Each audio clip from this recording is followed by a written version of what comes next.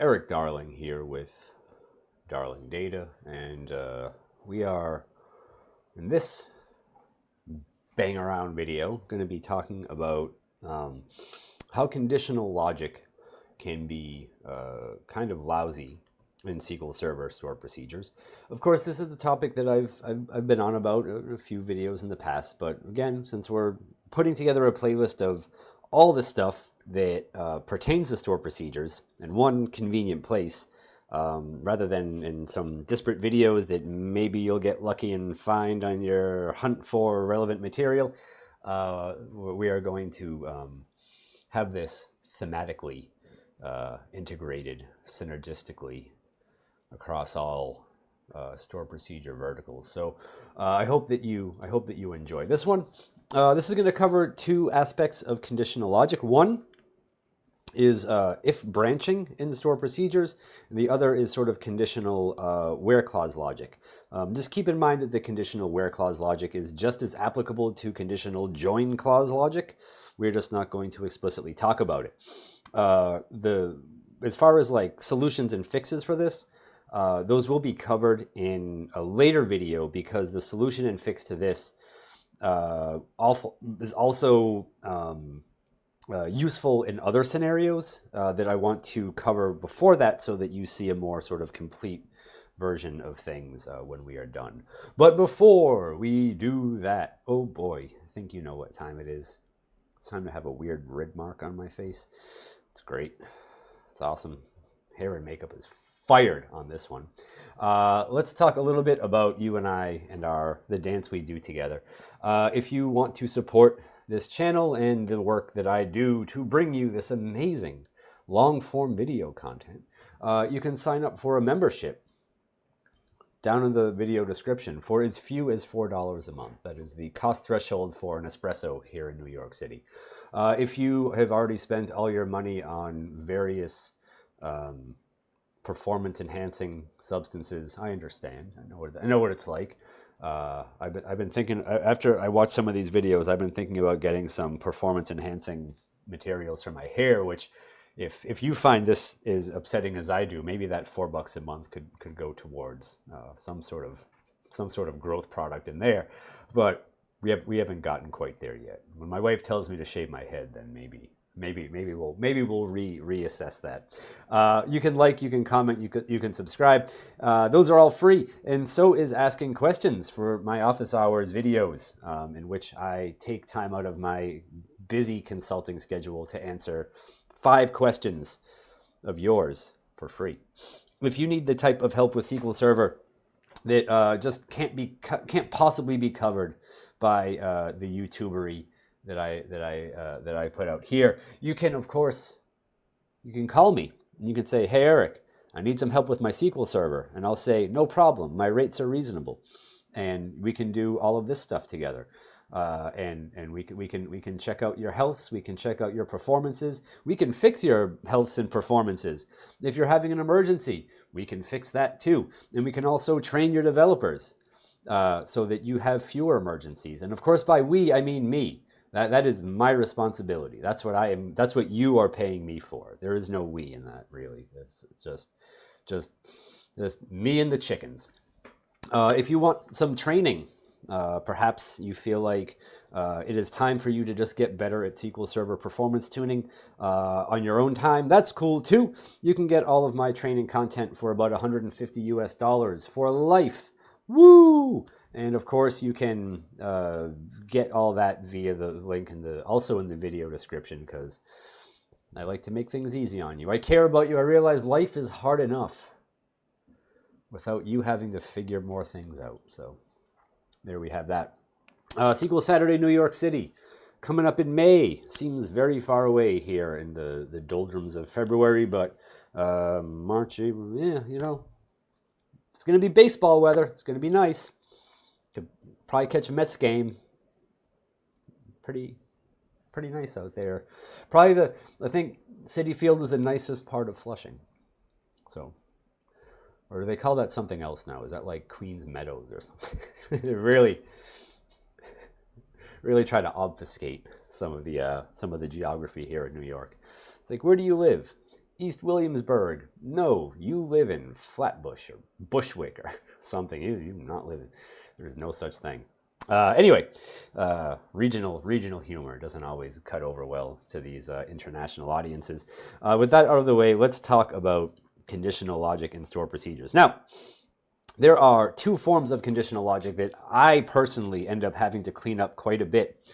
And that is if branching to run different queries at different times, depending on different circumstantial parameter, local variable, gathering, setting, contextual things happening, and complicated join and where clause logic, which is most often like, if this parameter equals 0, then do this, or if this parameter equals 1, then do this. And all that is a mess for SQL Server to untangle. The problems with both are fairly similar in terms of performance, both with bad cardinality estimation and just general query plan problems. Usually stemming from cardinality estimation problems, but sometimes from other places. Now, keep in mind, all of this pertains specifically to queries executed, let's just say natively or naturally within the course of a store procedure running. If you have a separate, if you have code separated out into anything else that requires its own execute, meaning its own execution context, whether it's executing another store procedure or executing dynamic SQL, that does not fall into this purview. That is a completely different thing, and doing stuff like that is often a solution for the problems I'm going to discuss here. But since those solutions work for a bunch of other things that cause problems in store procedures, I'm going to save the fully fleshed out solution for the video specifically about that. I want to cover the other stuff that stuff fixes first along the way. Now, of course, SQL is a declarative language. You declare what you want, and SQL Server goes off and tries to get that for you. But there are procedural elements for it. There are all sorts of control flow logic things. There are loops. There are whiles. There are ifs. There are thens. There are elses. There are begins. There are ends. There's all sorts of stuff you can do in there that makes SQL Server act sort of like a real programming language when it is a structured English query language. Strange, isn't it? But when you're developing store procedures, the thing that you really need to understand is how SQL Server builds query plans, which is, like I said, everything in the store procedure is like the batch, and that all gets compiled and planned out on execution, except for stuff that is tucked away under separate execution contexts. So by that I mean you're chugging along in your store procedure and then you execute another store procedure. Executing that other store procedure is not part of the initial compilation. That only happens if you actually execute that store procedure along the way. So we already talked about that. Good. If any of this sounds familiar to you, which it just might, because you watch my videos and you pay attention and you care about the things that I say, you've probably heard me talk about similar problems around parameter sniffing, local variables, and even query sargability, which is SQL Server's ability to take the search arguments you provide to your queries and come up with a good way of using indexes based on those. Let's see. It did a separate execution statement. Yeah, we talked about that. All right, so let's talk about a good way to demonstrate this initial starting problem, right? So I got this store procedure here called I live. I don't know why I call it. I think that's a Team Fortress 2 reference. I believe that heavy weapons guy says I live when he does something in the game, but it's been a long time since I've had any time to play video games, so I forget most of these things. But just keep in mind here that we have a parameter that is a bit. By default, it is null. If the bit is true, we are going to run this query, where we select everything from a table called dinner plans. If that is false, then we will just select the top one. Now, I've got this hidden away in there because I want to show you an easy way to sort of understand like just exactly how this stuff works. And of course, if we pass in a null decider, our store procedure asks us nicely to just make a damn decision. So what I want to do first is unquote this, and I want to create or alter this procedure, and this happens just fine, mind you. But if I try to run this branch for true, SQL Server says, well, we don't have an index with ID 2 on the table dinner plans. It's specified in the from clause and it doesn't exist. So that means that even though we try to execute the store procedure in a way that would run this query, this SQL Server attempted to create an execution plan for this query, right? So even though we only explored this branch, we didn't explore this branch when we executed the store procedure. SQL Server was still like, well, hey there, we need to compile a plan for this. So just the if block is not enough to get us around various compilation things or compilation processes. So let's recreate this with that coded out so we don't have to deal with it anymore. And what I want to show you is that right now we've got nothing in the plan cache for this store procedure. And if I ask for an estimated plan for this, the estimated plan that we are going to see is going to include a query plan with a conditional for our first select with no top, our second select with a top, and our third select, which is a conditional. This is a select without a query. All right, select without query. So that's what you see when you just say select some expression. There is no from that has a query. So the query operator we get is just that fine dandy little thing there. Now keep in mind with that estimated plan, we still don't have anything actually in the plan cache for this. But if I go and run this and I say, hey, decider, are you true? And decider says yes, then we get 6 rows back there.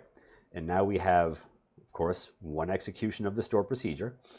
And if we run it for null, we're going to get, please just make a decision.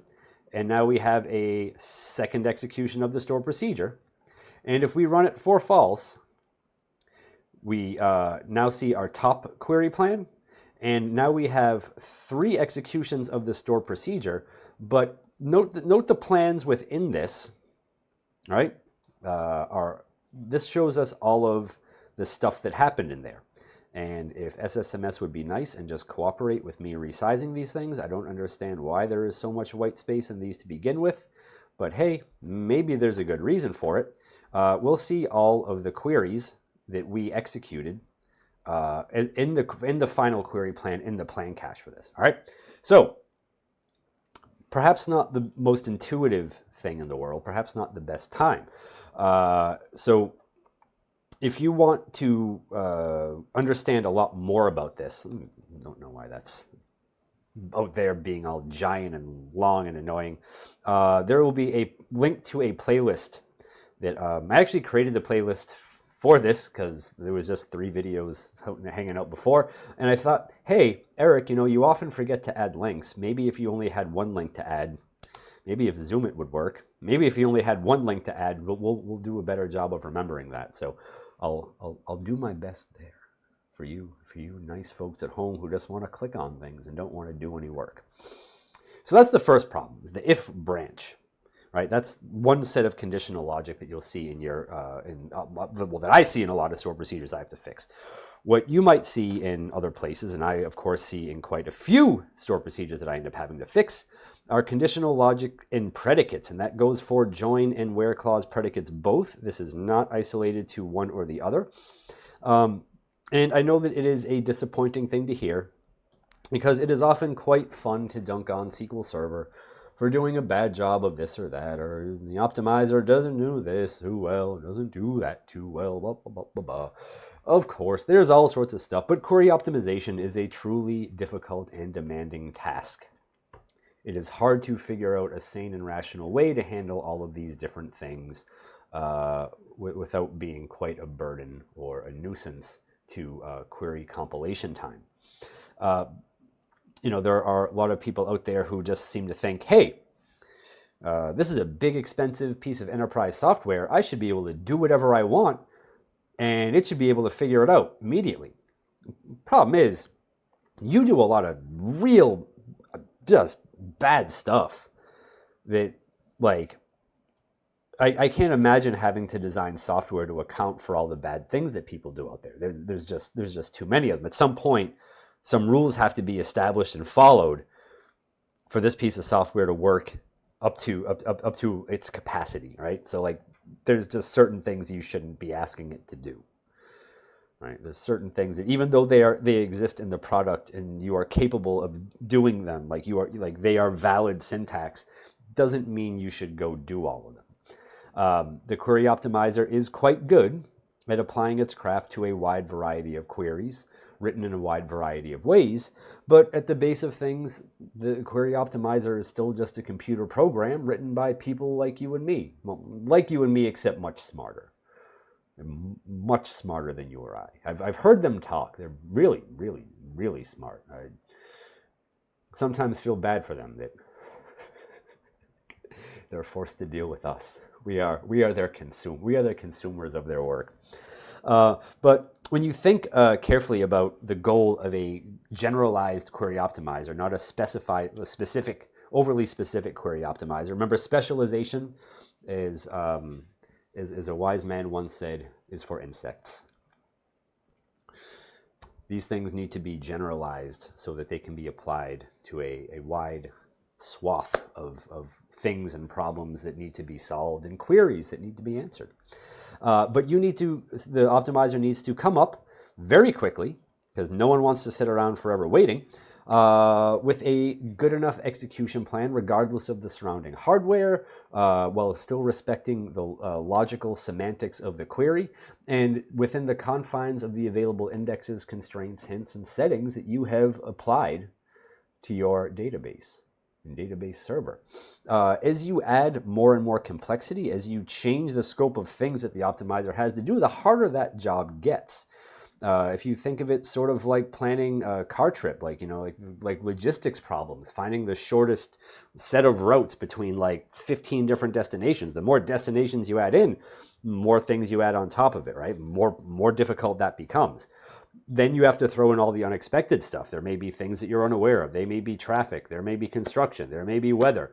There may be a bunch of knuckleheads randomly gluing their hands to the road. Just whatever. It's all chaos. It is all chaos out there in the world. And, and this isn't just like limited to people who sit there and write T-SQL.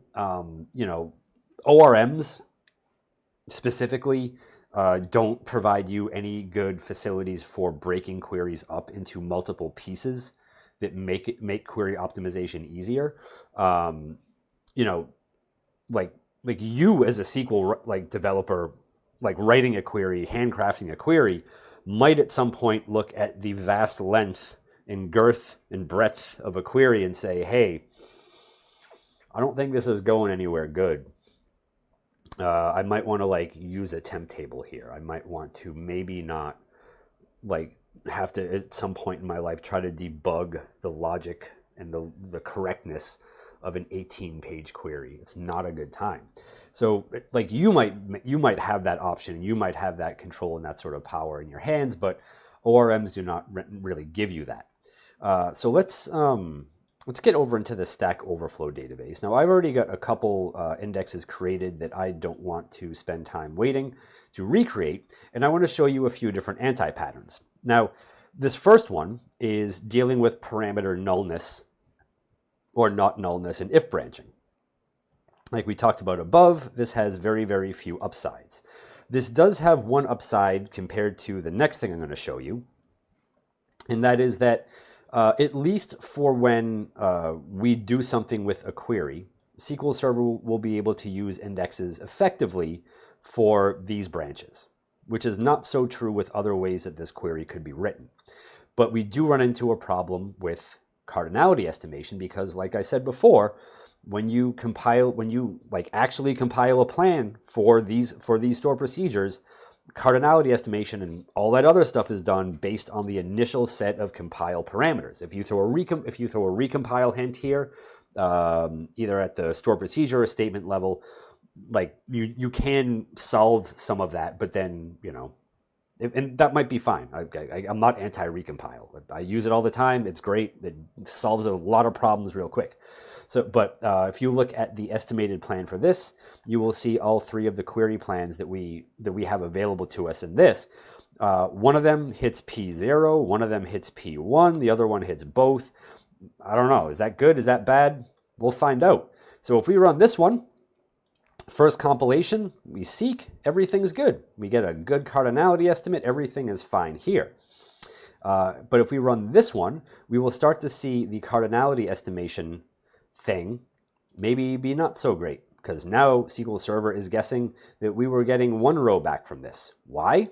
Well, because if we look at the parameter list, we can see the compile and runtime values are two different things. It was initially compiled with a null. That null came from this compilation right here. And this is not something that you can fix by inside of the store procedure, changing the parameter value to something else, because that is not what SQL Server will use. So like, for example, if I say something like if at owner user ID is null, set, let's do this, begin, end, we could spell end right, that'd be a nice start, right? And we could say set owner user ID equals 22656. Let's put this down a little bit lower though. Let's put that right here,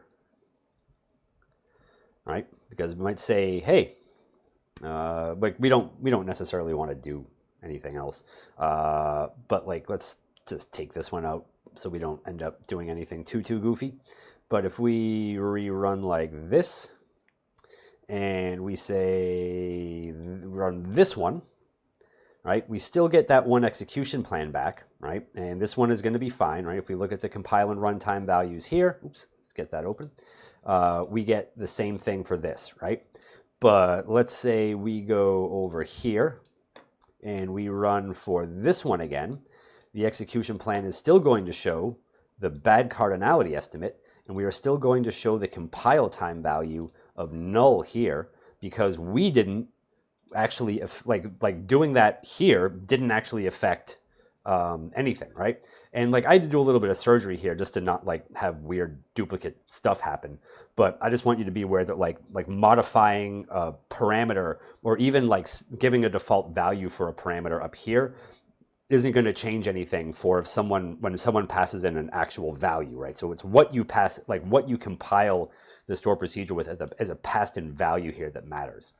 Now, the other anti-pattern that comes along with this is, of course, you know, rather than making like an if branch for every single possible like thing that could happen in the store procedure, this gets very long and unwieldy if you have lots of different parameters and lots of different combinations. But if you do something like this, where you're like, oh, well, I'm just going to figure it out when I run the query, things get a lot worse here for different reasons. And it doesn't matter how you express this logic. It doesn't matter if you use is null or coalesce instead of doing this. It doesn't matter if you use a case expression to figure out what's null or not. And it doesn't matter if you use null or not null checks on the parameters. None of those are going to help you or change anything here. But when you do something like this, I think the situation gets a lot worse. Now let's run this query. And what we get is, well, I mean, this maybe not great, right? Clustered index scan that takes 1.5, or sorry, non-clustered index scan that takes almost 1.6 seconds. Not so great, but you know, we get what we sort of expected. Our parameter list for these two things. We have a compile time value for owner user ID and a runtime value of null, right? That's there. But then for parent ID, we got 184618, 184618. All right, so one other important thing here is like I said with the if branch, there is an important thing that makes this better, or make that better, is that we could at least seek into the index that we care about. This one, notice our predicate looks like this, and we scan that index, right? So we scan all 17 point something million rows of it here. This is not a great setup. Note also that we use the index on P0, and the index P0 coming back up here is the one that's on parent ID, right? Now, if we go and execute this for a null parent ID and owner user ID 22656, we're going to be sitting here and waiting for a little bit. Why? Well, I mean, you can, so talking about indexing a little bit while we wait for this to finish, you can partially alleviate performance problems with this with compound indexes. I would normally never sign up for indexes that look like this with just a single key column. If we had composite indexes on like parent ID, owner user ID, parent ID, maybe something like that, we could partially alleviate the performance problem that we're seeing now, but not any of the cardinality estimation problems. So if you have bad indexes, you're going to make query anti-patterns even worse performance problems, right? You're going to just magnify your issues. So if we come down here now, this thing all finished, if we look at what happened, SQL Server, well, we spent 3 seconds here now, rather than 1.6 seconds, and we spent almost 30 seconds in total in this query plan. That's 27 seconds. Why? Well, we fully scanned this. We didn't actually have a predicate to apply here because parent ID is null, right? We didn't actually filter any rows out here, but we still use this index. And then we do a key lookup back to the clustered index to evaluate this predicate. And this is where we finally filter out rows, right? You look down here, this is the 27,901 rows that we normally get back when we look at 22656 values in the post table. So that's just a real bad time. So that's not good. The smarter pattern here is, of course, to use dynamic SQL, which we're going to talk about in a future video. But like I said before, it's also very useful for dealing with some other problems that you might run into, like performance or just architecturally in store procedures. So I want to make sure that we cover those, and then I show you like what dynamic SQL is actually good for across a wide variety of problems. And again, since this playlist is a learning pathway, you will have to follow the pathway to get full knowledge. So to get your full learning done. So watch out for that. Anyway, this has gone on long enough. Thank you for watching. I hope you enjoyed yourselves. I hope you learned something, and I hope I remember to put the link to the other playlist in the video description. We'll see how I do there, and of course I will see you in the next video where we will talk about more problems in SQL Server store procedures. All right, goodbye.